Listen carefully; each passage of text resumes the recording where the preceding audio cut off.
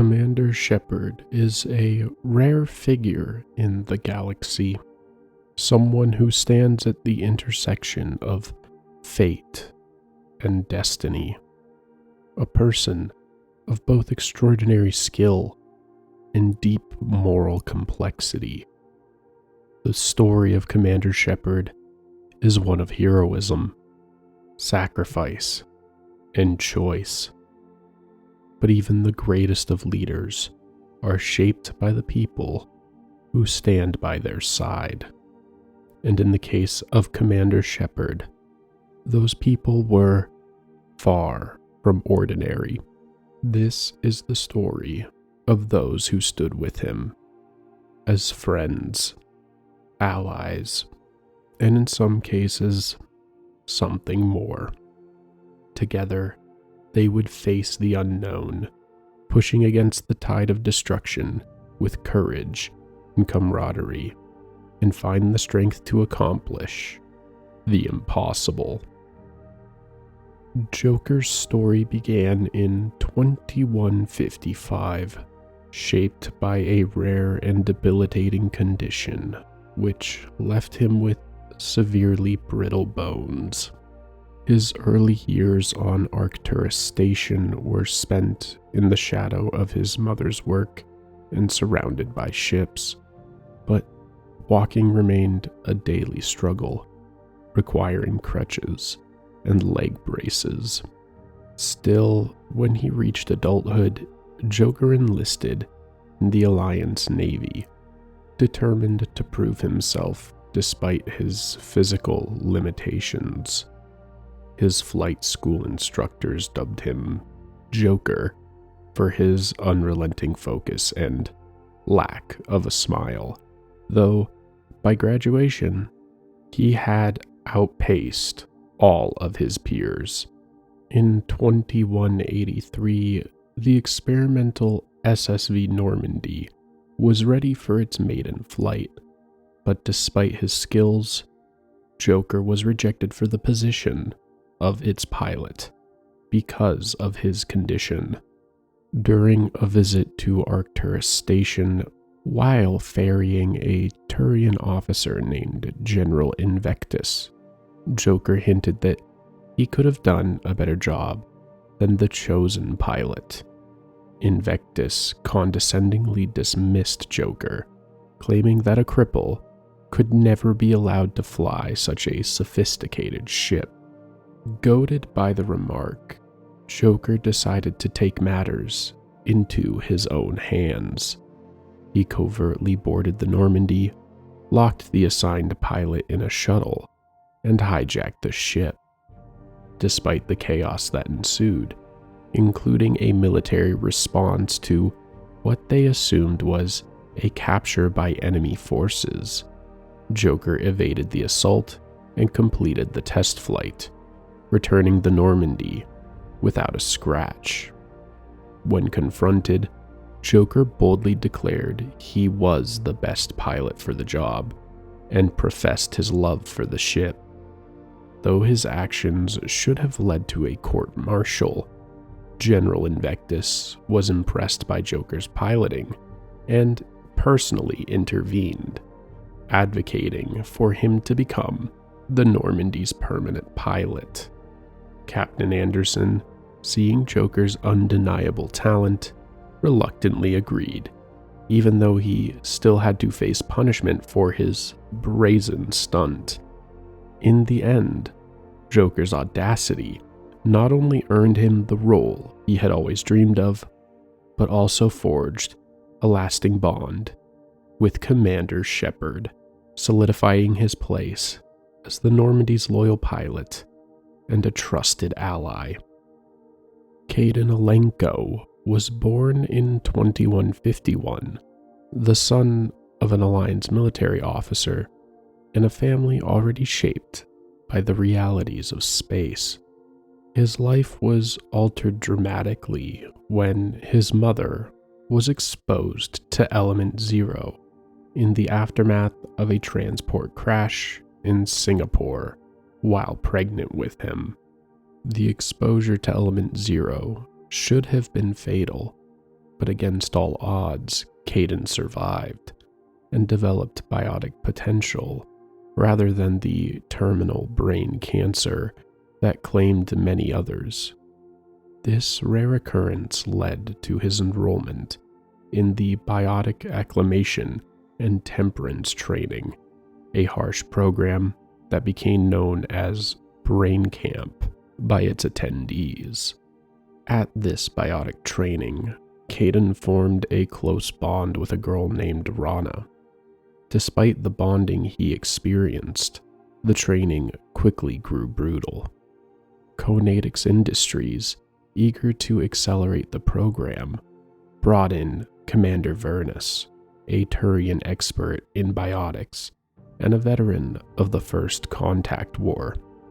Vernus's despisal for humans was evident, especially when he confronted Caden with the claim that he had been at the helm of the ship that killed his father, though Caden's father hadn't even been involved in the war. Vernus, resentful and cruel, subjected the trainees to harsh discipline. Caden remembered it as a place where you either came out a Superman or a wreck, and many of the young people cracked under the pressure, or didn't make it at all. The breaking point came when Vernus went too far for Caden to tolerate. After Rana failed to move a glass of water biotically, Vernus broke her arm as punishment, and Caden intervened. The confrontation escalated quickly, and when Vernus drew a knife, Caden lost control. In a surge of biotic power, he struck Vernus with a lethal blow, ending the Turian's reign of terror for good. The program was immediately shut down, and the records were sealed to cover up the incident. Rana, though physically unharmed, grew afraid of Caden after that, and their bond fractured. Caden withdrew for a time, struggling with the aftermath of the events and unsure of his place in the world. But in 2173, he returned to the Alliance on his own terms, determined to serve despite his past. He refused further biotic training, opting to join the Alliance Navy, where he rose to the rank of lieutenant, earning many commendations along the way. In private, he suffered from constant pain as a result of his L2 implants, which caused debilitating migraines. Finally, Caden was assigned to the SSV Normandy under Captain Anderson, where he would cross paths with Commander Shepard. Ashley Madeline Williams was a soldier in the Systems Alliance, born on April 14, 2158.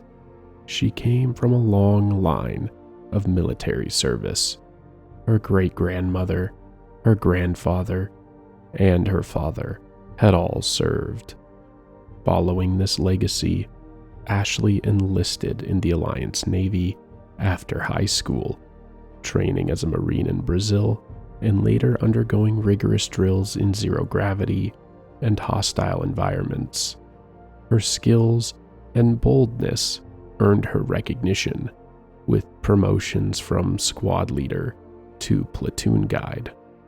Despite her excellent and growing leadership reputation, Ashley faced many barriers.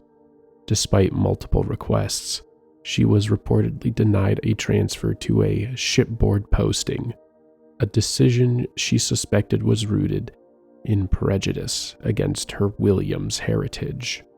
Eventually, her journey through the Systems Alliance would lead her to Eden Prime. 2 days before the attack on Eden Prime, she was in a bar with fellow soldiers, casually bantering with Sergeant Donkey and others when their unit received a new mission: defend a mysterious beacon. On this mission, Ashley's leadership was overshadowed by Sergeant Donkey, despite her clear qualifications. Still, she led her 6-person team, Dog Squad, on foot to the mission site where the team discovered Bravo Squad had been killed. When communications from the other squads revealed the presence of unknown attackers, Sergeant Donkey, recognizing Ashley's true capabilities, relinquished command to her. With her leadership, Dog Squad pressed on, only to be ambushed by the Geth. As her team was picked off one by one, Ashley fought to survive. The odds were against her, but she refused to give in, ultimately managing to evade the enemy long enough for Commander Shepard and Caden Alenko to arrive and save her. Tali Zora Naraya was a young Quarian, the daughter of Rael Zora, a respected member of the Admiralty Board. Upon reaching maturity, she set out on her pilgrimage, a rite of passage for all Quarians, aboard the ship Honorata, which was crewed by Captain Kina. Tali's journey was meant to begin on Ilium, but fate had other plans when, en route through the Crescent Nebula, the Honorata detected a Geth presence on an uncharted world. Tali and Kina landed to investigate, and after a tense encounter, they managed to disable a Geth unit and extract its memory core. What they discovered was a chilling conversation about an attack on a human colony named Eden Prime and the arrival of the Reapers. Realizing the gravity of the information, Tali convinced Kina to take the memory core to the authorities on Ilium. Before they could act, however, they were attacked by a Turian mercenary and his team, who were there under the orders of Saren Arterius to find Prothean technology. Forced to flee, Tali and Kina set course for Ilium, but upon arrival, their ship was delayed for hours by docking officials who harbored a deep prejudice against Quarians. During that time, the Turian mercenary was able to land first and set an ambush. When Tali and Kina arrived, the two were immediately attacked, and the crew of the Honorata was killed in the ensuing gunfire. Desperate, Tali and Kina stowed away on a transport ship bound for the Citadel, hoping to deliver the Geth recording to the Citadel Council. On the way, the transport crew discovered the stowaways, but rather than killing them, the captain chose to hand them over to C-Sec. Tali and Kina tried to explain the urgency of their mission, but C-Sec dismissed their claims and warned them to leave the station. They then learned that a 7-month wait was required to even get an audience with the council, and their troubles were far from over, as the Turian mercenary had made it to the Citadel and found them yet again, and a chase began across the Citadel. During the pursuit, Tali was shot in the side, and Kina was mortally wounded. As they reached a deep incinerator chamber, Kina, unable to continue, died in Tali's arms. Heartbroken, Tali set a trap for the Turian, and when the Turian mercenary entered the incinerator, she sealed the door behind him and activated it, watching him burn alive. Wounded and exhausted, Tali sought refuge in a nearby clinic where she was treated by a doctor who listened to her story. A Volus, overhearing her tale, introduced himself as an information broker with ties to the Shadow Broker. He promised to ensure that the information Tali had uncovered would reach the right people. After some hesitation, Tali agreed, and the Volus directed her to a bar where she could hide out. In a shadowy alley near Kor's den, Tali Zora awaited what she believed would be a crucial meeting with the Shadow Broker himself. But as she stood there, waiting, something felt wrong. Instead of the Shadow Broker, a messenger arrived, flanked by a group of armed assassins. Realizing the deal was a trap, she quickly called it off. Just as the situation began to spiral out of control, the sound of gunfire echoed through the alley, and Commander Shepard's team arrived, charging in to rescue her. Liara Tassoni had dedicated much of her life to unraveling the mysteries of the Protheans. The only child of the esteemed matriarch Benezia, she grew up in the shadow of her mother's political prominence, though she never quite embraced the expectations placed upon her. Liara was a pureblood Asari, a detail that seemed to unsettle her unknown father, who had no interest in being identified. From an early age, she gravitated towards the enigma of the Protheans, immersing herself in their lost culture and technology. Her passion for archaeology became her escape, both from the pressures of her lineage and from the constraints of Asari society. By the time she was an accomplished researcher, Liara had distanced herself from her mother's path, choosing instead a quiet and solitary life. It was during one of her archaeological digs on Therum, a remote mining world, that her work would intersect with fate.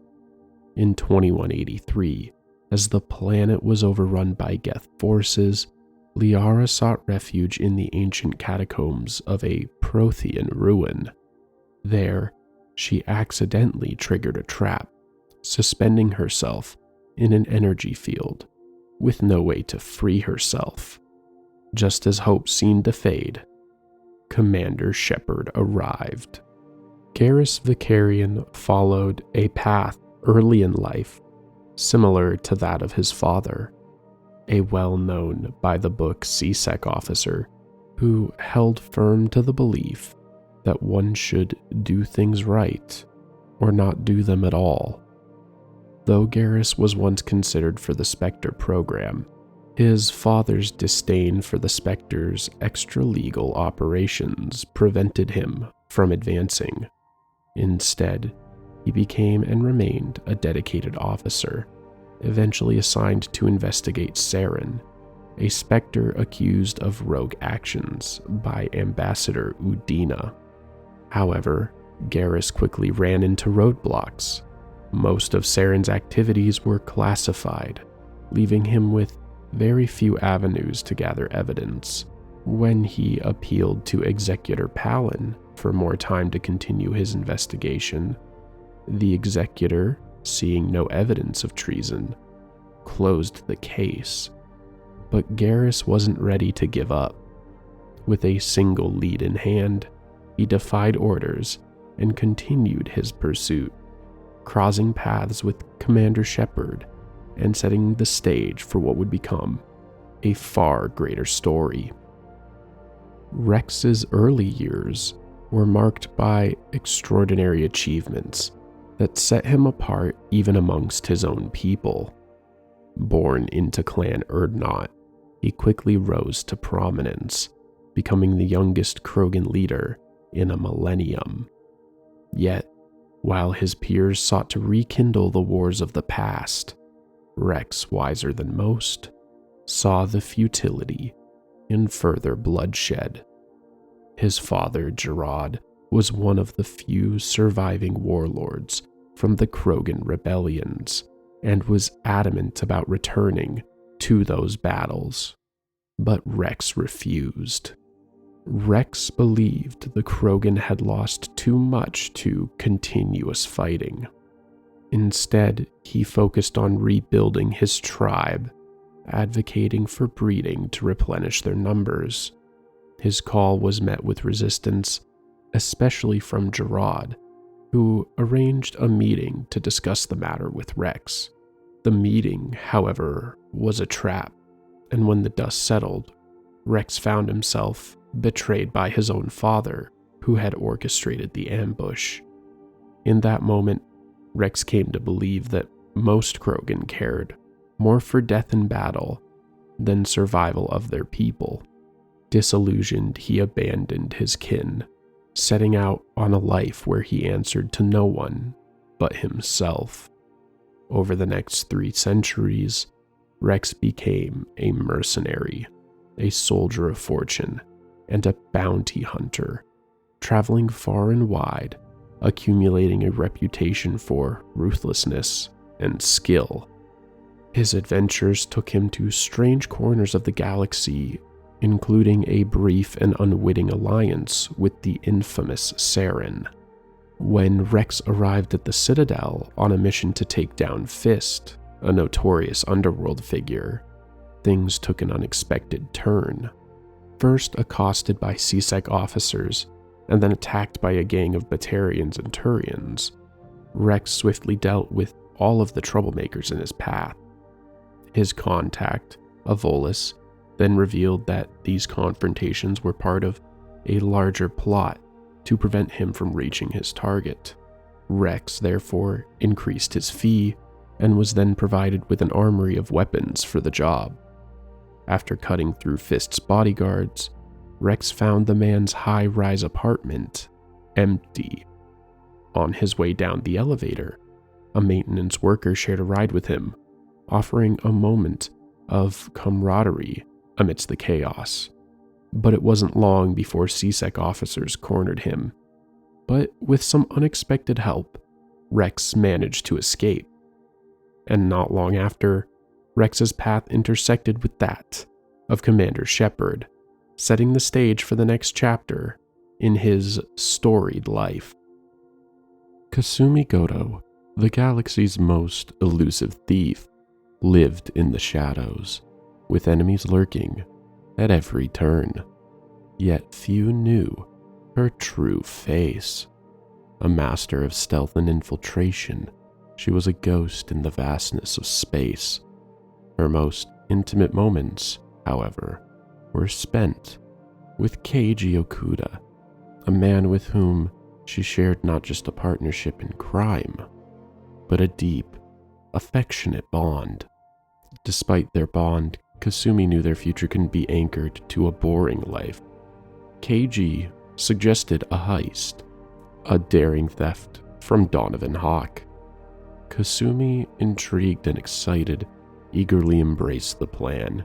However, in the midst of the heist, Kasumi heard Keiji's scream, and by the time she reached Keiji, it was too late. He lay dying in a pool of his own blood. As guards closed in, he begged her to survive, to retrieve his gray box from Donovan Hawk, and to fulfill the promise they made to each other. Through tear-filled eyes, Kasumi left him behind, her resolve hardening as she activated her cloaking device and vowed to carry out his final wish. Sometime later, Cerberus reached out hoping to recruit Kasumi for a mission alongside Commander Shepard. In response, she tracked down the contacts, making a connection on her own terms. When the exchange was complete, she decided she would work with Shepard, but only if the commander helped her retrieve Keiji's gray box from Donovan Hawk. It was a small price to pay for the life she had lost and the promise she intended to keep. Grunt was born of a twisted vision, crafted by Warlord Okier, a Krogan warlord whose radical beliefs had led him to become an outcast, even among his own kind. A veteran of the Krogan rebellions, Okier saw the genophage not as a tragedy, but as a flaw in Krogan evolution, one that allowed the weak to survive and breed, diluting the strength of the species. He believed only the strongest Krogan should thrive, and his obsession with genetic perfection led him to abandon the pursuit of a genophage cure, focusing instead on creating a new breed of Krogan. Okier's radical experiments drew the ire of his people. His partnership with the Collectors trading Krogan for technology to further his work earned him a reputation as a traitor, forcing him off of Tuchanka. He found an unlikely ally in Jidur, a commander of the Blue Sun's mercenaries, who wanted an army of Krogan warriors loyal to her. Okeer delivered, cloning strong Krogan and breeding them in tanks. But his creations were imperfect, and became mere tools for Jidur's exercises. Unknown to her, the true prize of Okeer's work was a single, perfected Krogan prototype, designed to embody all of his twisted ideals of genetic perfection. When Commander Shepard arrived to recruit Okeer for the war against the Collectors, Okeer was in the midst of unleashing his failed creations to slaughter Jidur's forces, buying time to complete his masterpiece. But when Jidur discovered Okeer's betrayal, she set off a deadly gas, condemning him and his project. As Shepard fought to end Jidur's treachery, Okeer's final moments were spent in his lab, a dying man who left a final plea for Shepard to take his perfect soldier, Grunt, with him. Thane's training as an assassin began when he was just 6, becoming a tool for the Hanar. His life was shaped by brutal exercises, his body trained to endure and kill. By 12, he had taken his first life, a human one, and though he thought the act clumsy, it marked the beginning of a long descent into a world where his soul seemed to sleep while his body did the work. Over time, he became highly skilled, able to dispatch multiple enemies without a second thought, until he met Irika. Sent to assassinate a Solarian war criminal, Thane's mission took an unexpected turn when Irika intervened, placing herself in his line of fire. Her selfless action stirred something inside of Thane. Guilt, regret, emotions he had never known. Unable to kill her, Thane spent days adrift, haunted by the woman who had risked everything for a stranger. Determined to understand her, he stalked her, a product of his training, until fate led him to save her from a group of thugs. In the aftermath, he confessed his true identity to her. Irika's fury was palpable, but when Thane knelt and revealed his desire for redemption, her anger turned to something else: curiosity. Though their relationship began under the cloud of distrust, Thane slowly came to realize that Irika had brought him back to life. She made him feel awake for the first time in years, and as they grew closer, she encouraged him to forge his own future. He sought an audience with his Hanar handler, arguing that the very enkindlers who raised the Hanar to follow their own destinies had also given him that same right. It wasn't an easy battle, but he won his freedom with the priest's reluctant blessing. He married Irika shortly after that, but even in the rush of a new beginning, a sense of unease lingered. Civilian life was foreign to him, and he struggled to find his place. A job as a construction worker only heightened his frustration, particularly with a Krogan foreman who seemed to single him out. But when Irika gave him a coin that once belonged to her father, telling him to rub it when he felt restless, it became an anchor in his turbulent world. Fatherhood, too, proved difficult. The birth of his son Kolyat brought him joy, but also doubt. Thane felt incapable of being the father he wanted to be, and distanced himself from his son during his formative years. The pull of his old life was never far, and as the family struggled to adjust, Thane eventually turned to freelance work, with Erica's quiet support. His work, however, began to pull him further from the life he had built. He found himself slipping back into the mindset of a killer, detached from everything but the mission. The turning point came when he was hired to deal with a group of Batarian slavers targeting Hanar colonies. In retaliation for his kills, the Shadow Broker sold his identity. Returning home one day, he found his world shattered, his home destroyed, and Erica dead. Consumed by grief and rage, Thane hunted down those responsible, his methods growing more brutal with each kill. When he finally tracked down the last of the culprits, a man named Stiv K, he pulled the trigger without hesitation. In the end, Thane returned to the place where it all began, his seaside home, and tossed the coin Erica had given him into the sea, resigning himself to the path he had chosen. His soul had drifted so far from the man he once was, and with nothing left to hold him back, he embraced the darkness, as the Hanar priest had warned. It was then, on Ilium, following recruitment by Cerberus, that Commander Shepard crossed paths with Thane, who had been tracking a mission of his own, one that would pull Thane deeper into the fight, and perhaps a second chance at redemption. Jack's story began in 2161. She was abducted at the age of 4 from Eden Prime, though it was never confirmed if that was her birthplace. Cerberus had learnt of her latent biotic potential, a result of an accidental exposure to Element Zero while still in the womb. To cover up the abduction, her mother was told Jack had died from complications tied to her exposure.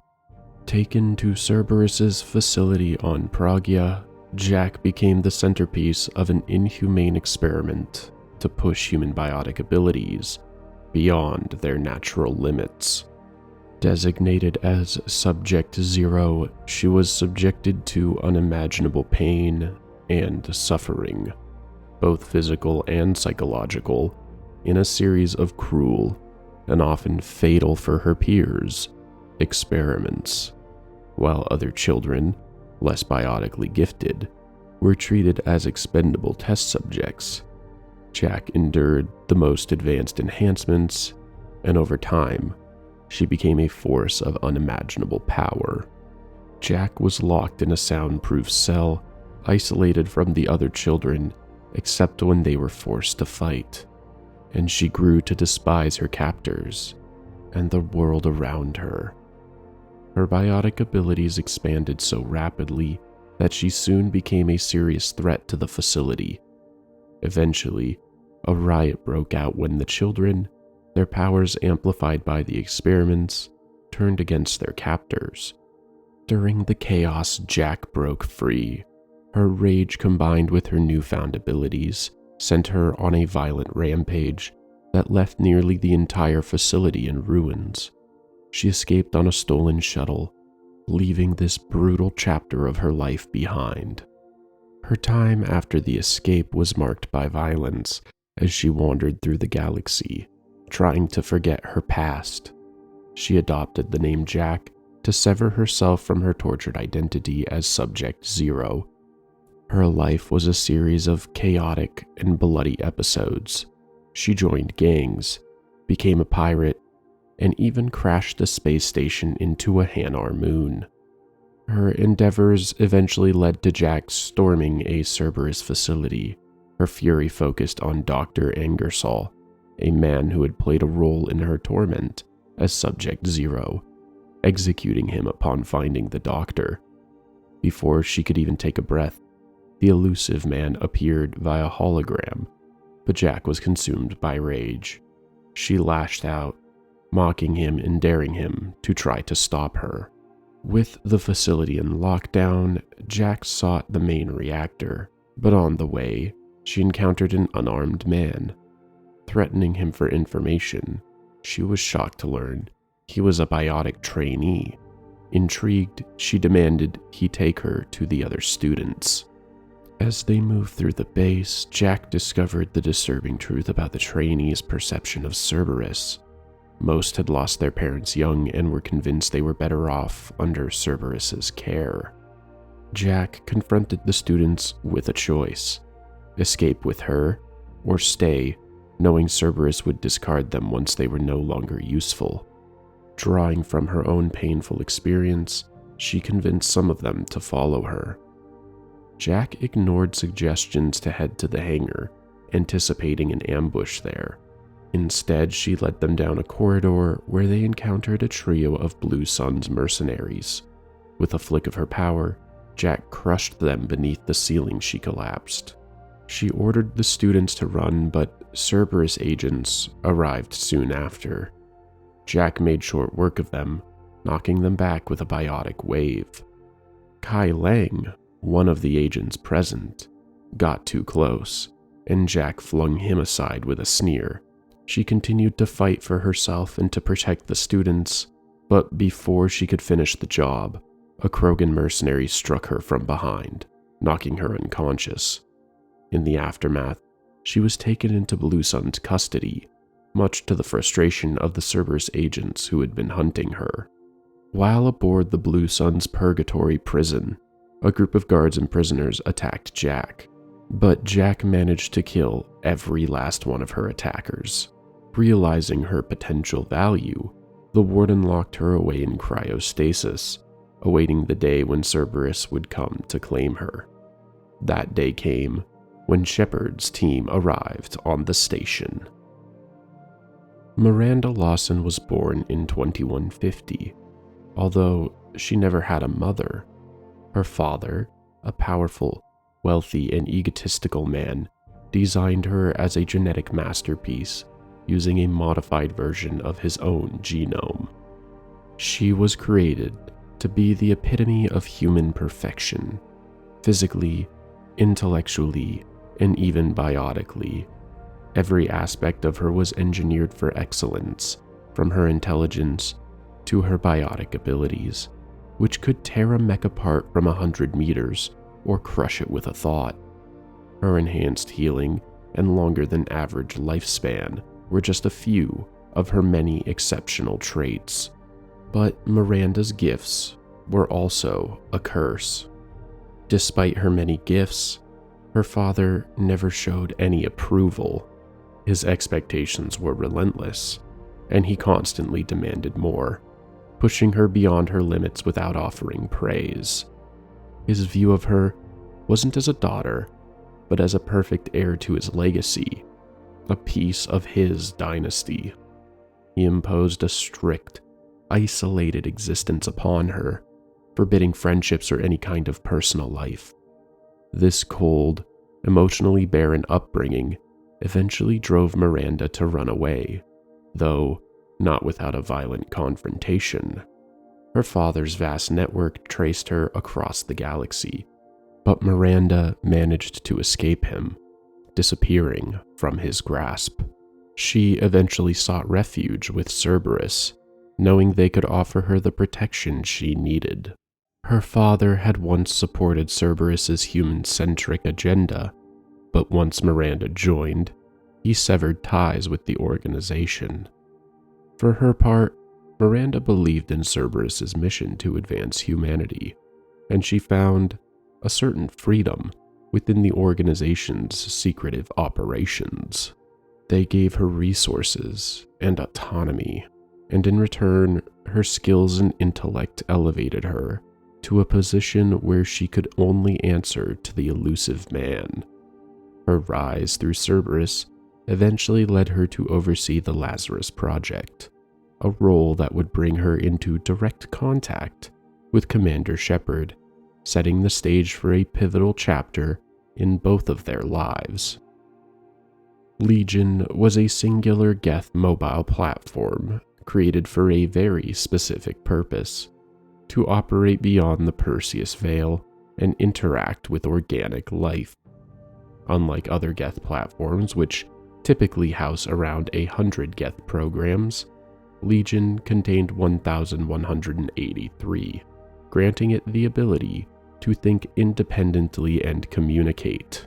To facilitate interactions with organics, it was equipped with a set of movable panels on its head, which mimicked the facial expressions of organic beings.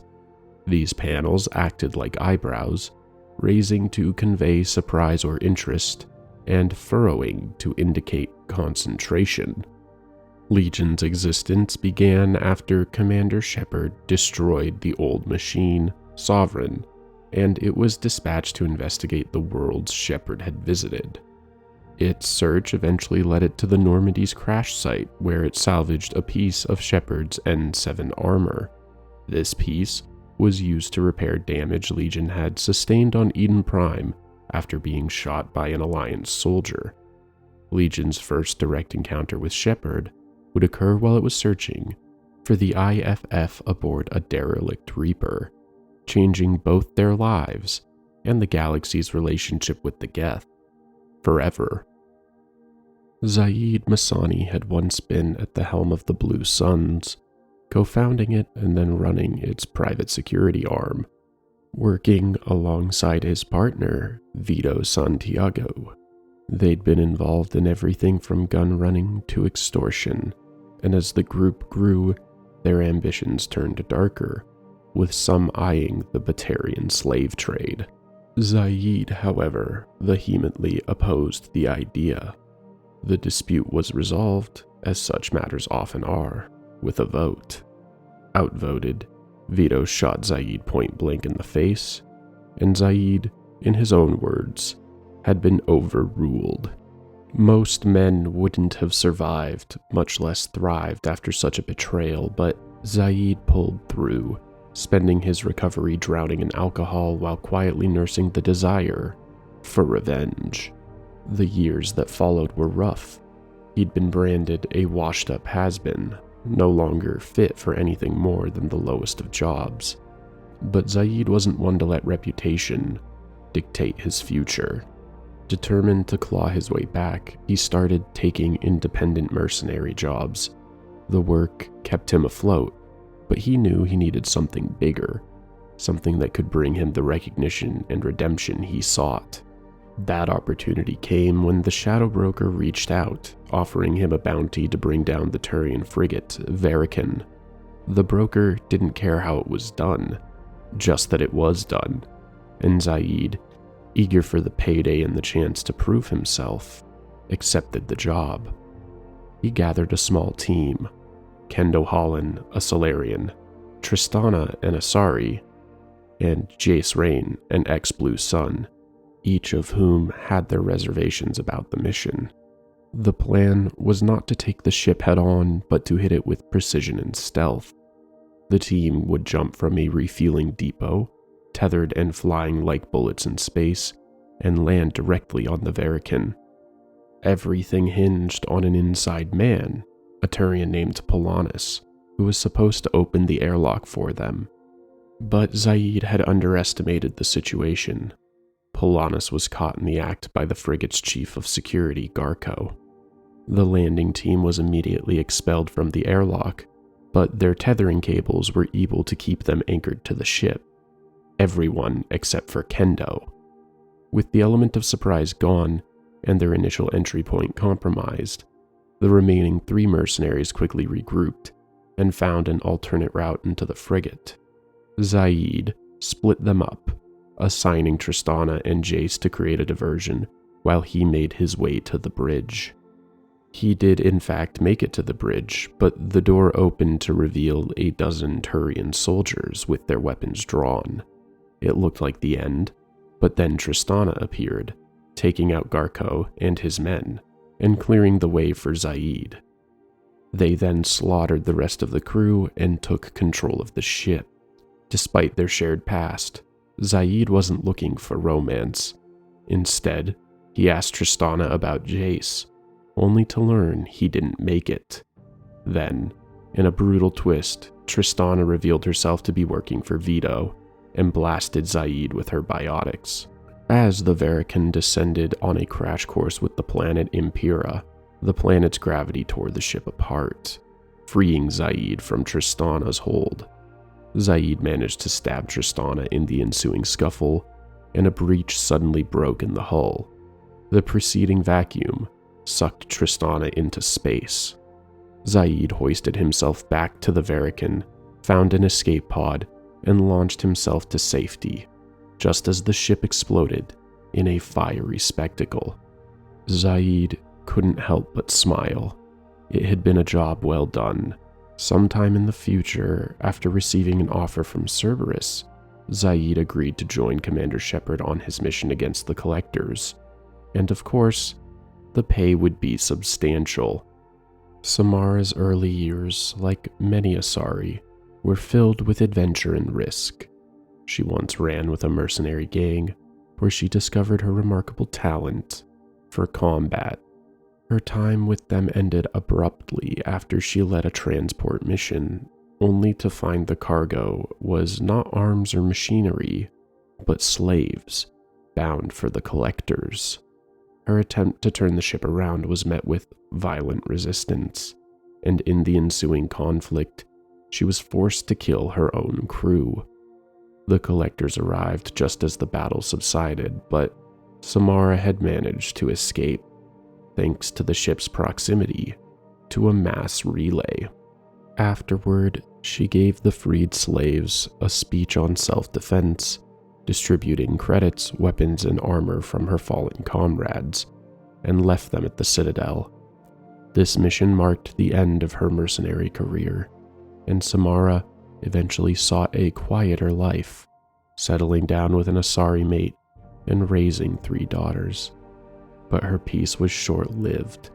To her horror, she discovered that all 3 of her daughters were afflicted with the Ardat Yakshi condition, which made them deadly to their mates.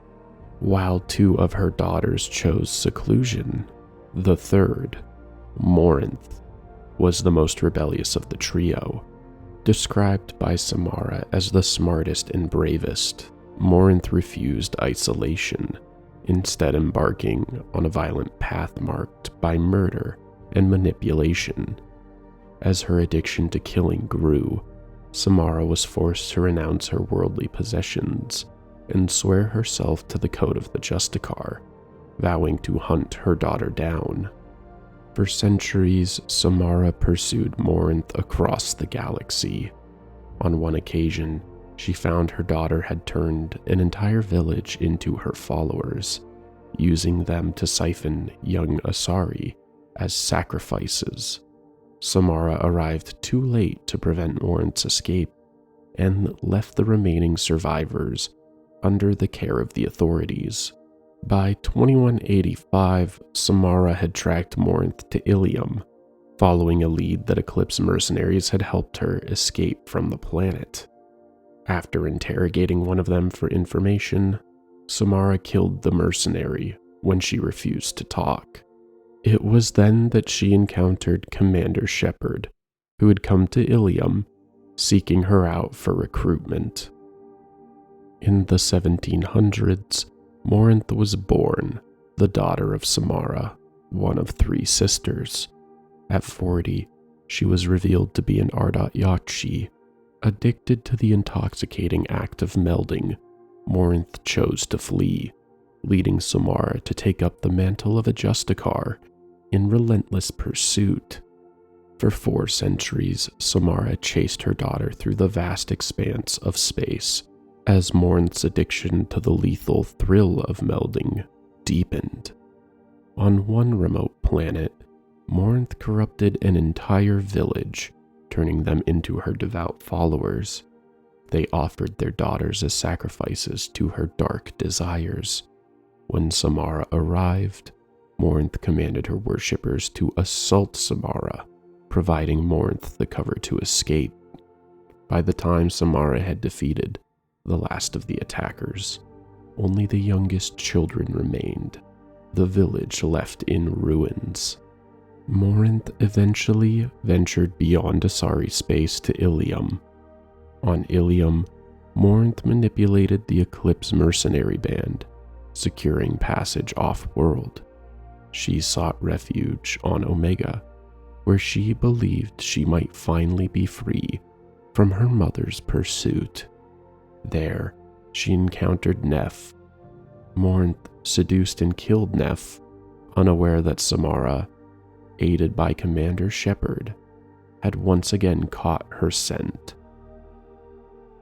Morden Solus was born sometime in the 2150s, a Solarian geneticist and scientist of unmatched expertise with a history steeped in covert operations as a member of the Special Tasks Group. His final mission with the STG would prove to be both his greatest accomplishment and his most unsettling experience, centered on the Krogan genophage. Leading a diverse team of specialists, Morden initially set out to monitor the effects of the genophage on Krogan populations, only to discover that the Krogan were, in fact, overcoming it. Faced with the possibility of a Krogan resurgence and the potential for catastrophic conflict, the team decided that only a new, more potent genophage could prevent an all-out war with the Krogan. The decision was not made lightly, but Morden was a staunch pragmatist and believed it was the only option. The mission, however, was far from flawless. A failed operation to distribute the modified genophage on Tuchanka left Morden injured, with scars that would mark him for the rest of his life. Despite the pain, he found himself nostalgic for the time spent with his team, who had become both colleagues and people he deeply respected. But when the mission was complete, the team disbanded, and Morden was left to grapple with the moral implications of his actions. After retiring from the STG, Morden settled on Omega, where he built a clinic and threw himself into the more straightforward work of healing. He quickly adapted to life in the station's chaotic underbelly, using his connections to secure military-grade protection for his clinic and dealing with any troublemakers personally.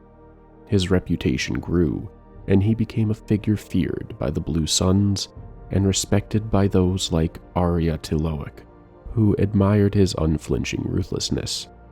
Yet, despite his apparent contentment, Morden couldn't shake the feeling that the past had not fully been put to rest.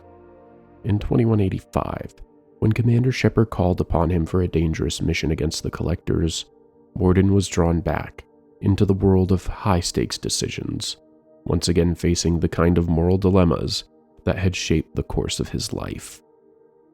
Jacob was born in 2157, and, after some time, joined the Alliance military.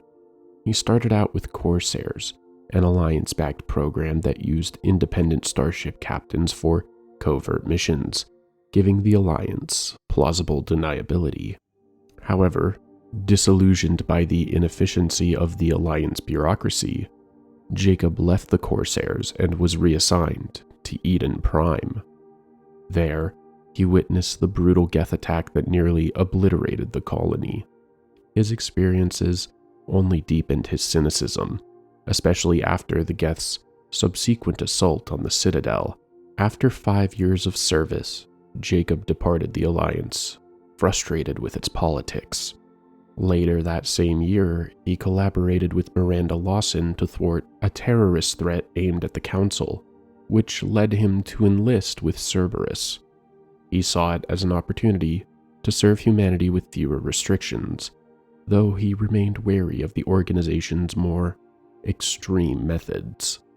After the first Normandy was destroyed, Miranda recruited him as her lieutenant in the Lazarus Cell, where he oversaw security on the station while they worked to bring Commander Shepard back to life. As the Lazarus Project neared its end in 2185, betrayal struck.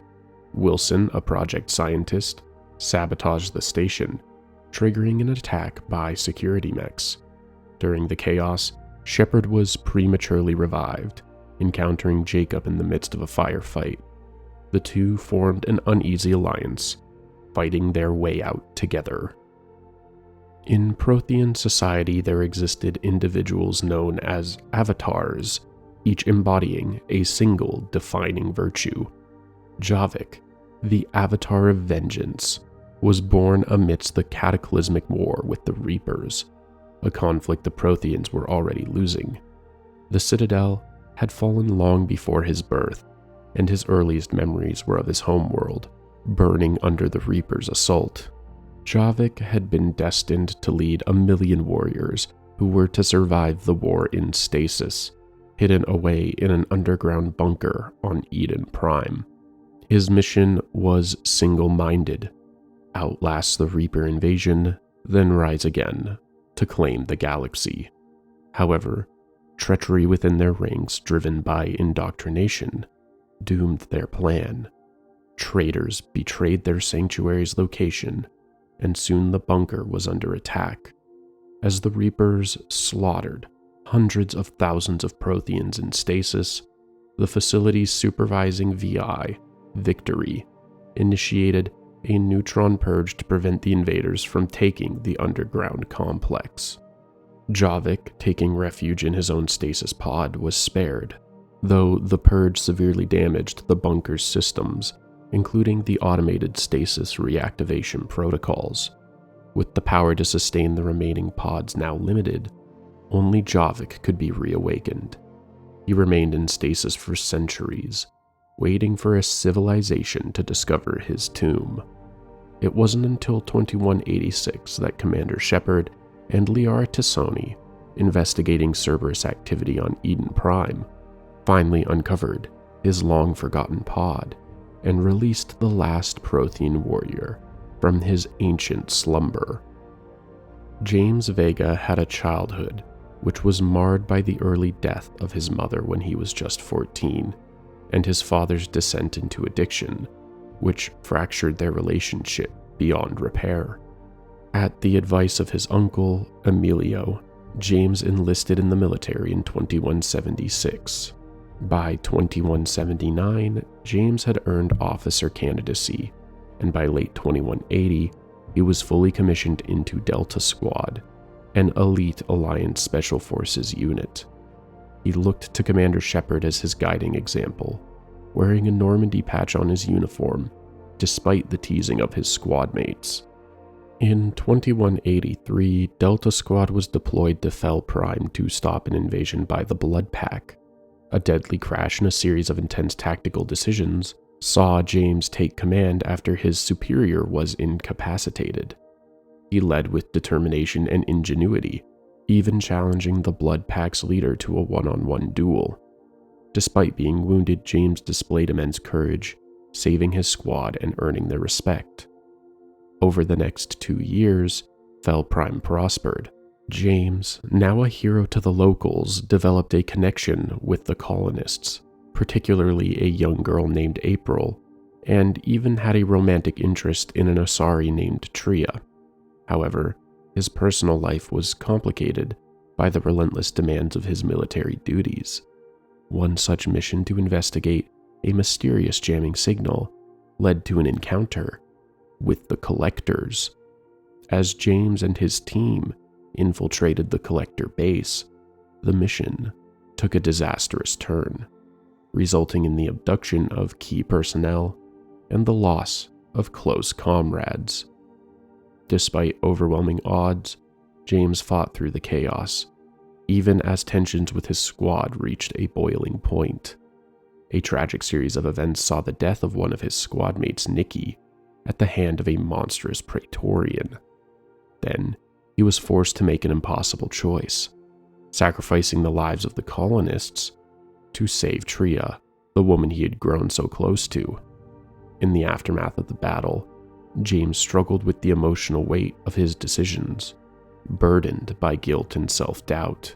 As the mission concluded and the remnants of Delta Squad moved on, James returned to Fel Prime, haunted by the memories of those he couldn't save. His commendations were hollow, his actions in the eyes of others seen as heroic, but to him, they were merely the painful aftermath of war.